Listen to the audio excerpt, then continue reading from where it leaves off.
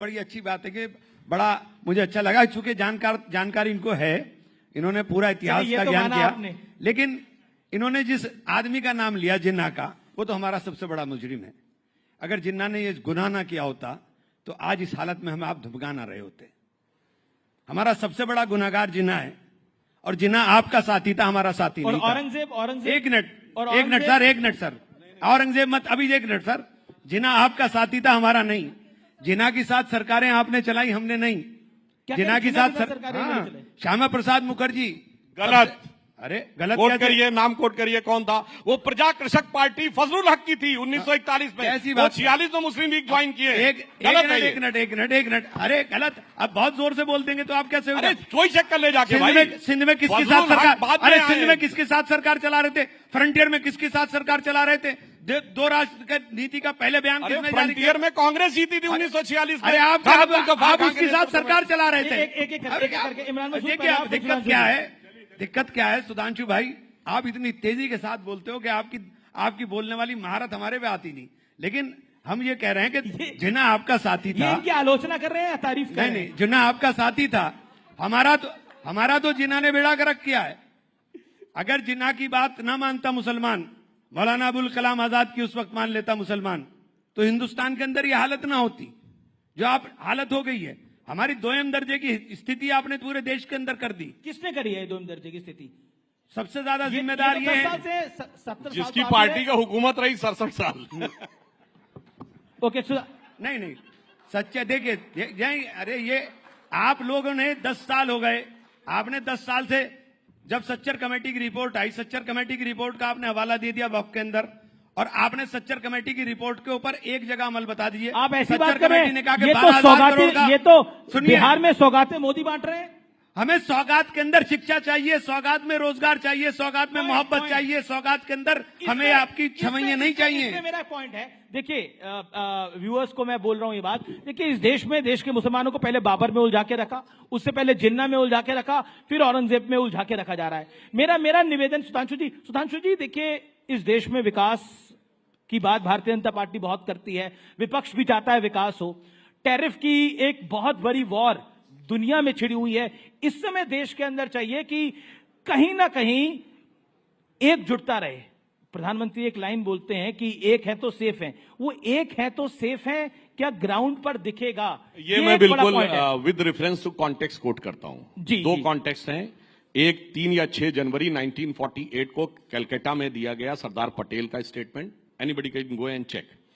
दूसरा 28 अगस्त 1947 को पार्लियामेंट में, जो कॉन्स्टिट्यूएंट असेंबली में, जब मुस्लिम लीग के सदस्य ने सेपरेट इलेक्ट्रेट की मांग की तो बोला, अब जो मैं इमरान मसूद साहब को जानकारी हो या ना हो, 1946 की कॉन्स्टिट्यूएंट असेंबली के इलेक्शन में उत्तर प्रदेश में जो मुस्लिम इलेक्ट्रोट थे उसमें से 73 में 64 मुस्लिम लीग ने जीती थी, मद्रास प्रेसिडेंसी में 30 बॉम्बे प्रेसिडेंसी में 28 और 95% मुसलमानों ने वोट किया था मुस्लिम लीग के लिए, पाकिस्तान बनने के लिए। और जिन्ना चुनकर पूरी बात सर, अब मैंने शांति सुनी। और जिन्ना कोई रावलपिंडी, पेशावर, लाहौर से, ढाका, चिटगांव से चुन के नहीं गया था, मुंबई की बाईकुला सीट से चुन के गया था। 95% मुस्लिमों के वोट से। क्या मुंबई के 95% लोग चले गए? इसलिए सरदार पटेल ने कहा कि भारत के ज्यादातर मुसलमानों ने पाकिस्तान बनने के लिए वोट दिया है। ये सरदार पटेल का बयान है 48 जनवरी कलकत्ता में। मैं नहीं मानता एक दिन में तुम्हारा दिल बदल गया, मगर जब जो हो गया सो हो गया, उसे पीछे छोड़ो और अब यह सोचो कि देश के साथ आगे कैसे चल सकते हैं। मगर इस सेकुलर पॉलिटिक्स ने पीछे से जोड़ के रखा। यह आजादी के बाद बाबर, तुगलक, औरंगजेब के नाम पे क्यों सड़कें बनाई गई? यह राष्ट्रपति भवन के अंदर मुगल गार्डन क्यों बनाया गया?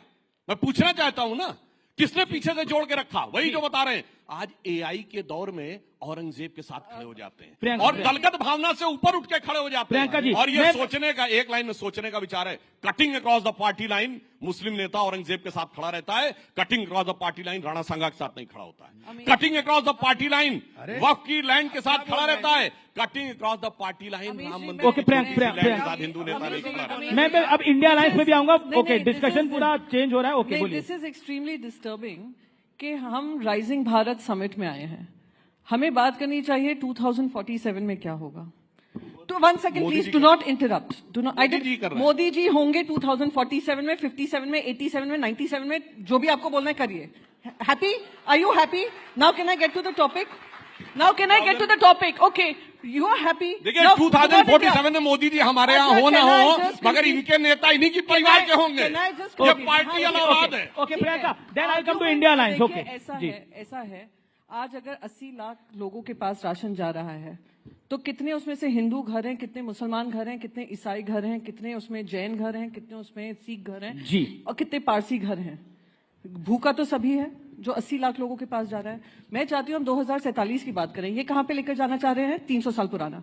कि 300 साल पुराना इतिहास में आप बिखरे रहिए, बटे रहिए, और हम आने वाले जो सदी है, जो आने वाले हमारे युवा पीढ़ी है, जो दूसरे देशों में जा रही है, दूसरे देशों में भी प्रताड़ित हो रही है, क्योंकि अमेरिका यूएस टैरिफ्स को लेकर आ रहा है, जो अभी आई थिंक घनश्याम जी ने बात रखी थी कि स्टूडेंट बनकर गए थे यूएस में, और आज वो स्टूडेंट्स को भी डिसरिस्पेक्ट किया जा रहा है. हम कोई उसके बारे में बात नहीं कर रहे हैं. हम क्या बात करें?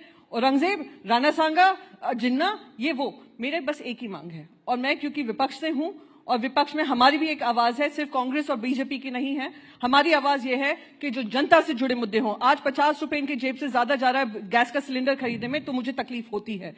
2 रुपए एक्साइज ड्यूटी बढ़ रही है, जबकि पूरी दुनिया भर में ऑयल चीप हो रहा है, तो मुझे तकलीफ होती है. मुझे तकलीफ होती है क्यों 80 लाख लोगों के घर पे राशन जा रहा है, उनको खुद नौकरियां क्यों नहीं दी जा रही हैं जहां वो अपने आप को सक्षम पा पाए. तो इन चीजों में हमारा ध्यान भटकाकर ये जो काम हो रहा है, ये बहुत गलत. ओके, मैं देखिए मैं एक बात कहूँ, जी, जी. लगता है प्रियंका जी को ना अपने राज्य का पता. 80 करोड़, 80 करोड़. सुनिए 80 करोड़ है, 80 करोड़ है. सुनिए, इनको ना अपने राज्य का पता, ना अपने सदन का पता. ये औरंगजेब का नाम कौन लाया? मुझे कुछ अबू नहीं आजमी, पता. महाराष्ट्र के विधायक, मुझे समाजवादी कुछ नहीं पार्टी, पता. तुम अपने तो गठबंधन आपको के. पीएचडी इस्लामिक आप लॉ बोल के रहे हैं, थी, मैं नहीं बोल इस्लामिक रहा था. स्टडीज के हैं, इस्लामिक मैं रिलीजन के दूसरा हैं. बोल आप रहा सबके नहीं, पीएचडी इस्लामिक हैं. रिलीजन. मैं हमको पूरी कुछ बात- ना जानकर भी हम सबको राज्यसभा अपना में धर्म हैं. मुबारक हम हो. अपना पक्ष रख क्या सकते हैं. तरीका है? मैं तो बीच में नहीं नहीं, बोल रहा जैसे था. आप बीच में टोक टोक कर बोल रहे हैं. चलिए, क्या अब ये आप कुछ टोक नहीं लीजिए. जानती है? हुआ you to give me certificate, मैं जानती हूँ नहीं जानती हूँ. हाँ तो मैं बता रहा हूँ ना, कोई- सुन लीजिए, किसी आपको आपको समझ में आ जाएगा, नहीं, दर्शकों को मुझे समझ में आ आपसे जाएगा. सुनना. अबू मुझे आदमी आपसे कहाँ का है? नहीं महाराष्ट्र सुनना है. विधानसभा का मुझे वो आपसे औरंगजेब का सुनना इशू नहीं लाया. है. फिर इमरान प्रताप को ये लाए, इमरान मसूद जी, ये किस पार्टी के हैं? राशिद अल्वी लाए, किस पार्टी के हैं? इमरान प्रताप गढ़ी किस पार्टी के हैं? गलत एमआईएम क्यों किस लगा रहे पार्टी हो? के हैं? और सुनिए, उसके बाद राणा सांगा कौन लाया?